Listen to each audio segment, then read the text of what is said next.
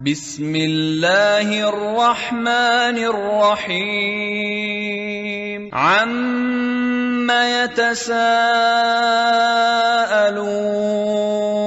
عن النبأ العظيم الذي هم فيه مختلفون كلا سيعلمون ثم كلا سيعلمون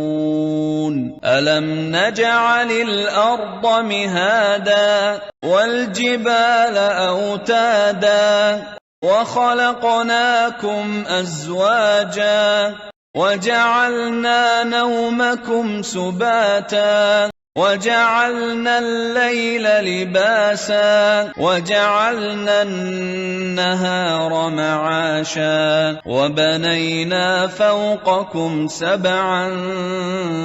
شدادا وجعلنا سراجا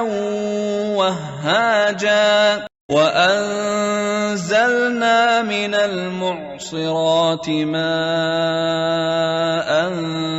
ثجاجا لنخرج به حبا ونباتا وجنات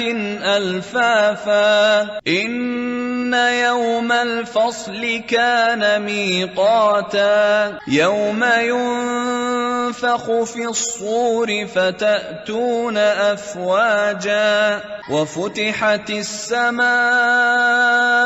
فكانت أبوابا وسيرت الجبال فكانت سرابا إن جهنم كانت مرصادا للطاغين مآبا لابثين فيها أحقابا لا يذوقون فيها بردا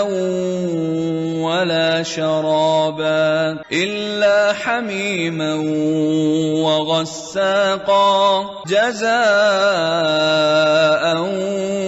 وفاقا إنهم كانوا لا يرجون حسابا وكذبوا بآياتنا كذابا وكل شيء أحصيناه كتابا فذوقوا فلن نزيدكم إلا عذابا إن للمتقين مفازا حدائق وأعنابا وكواعب أترابا وكأسا دهاقا لا يسمعون فيها لغوا ولا كذابا جزاء من ربك عطاء حسابا رب السماوات والأرض وما بينهما الرحمن لا يملكون منه خطابا يوم يقوم الروح والملائكة صفا لا يتكلمون إلا من أذن له الرحمن وقال صوابا ذلك اليوم الحق فمن شاء اتخذ إلى ربه مآبا إنا أنذرناكم عذابا قريبا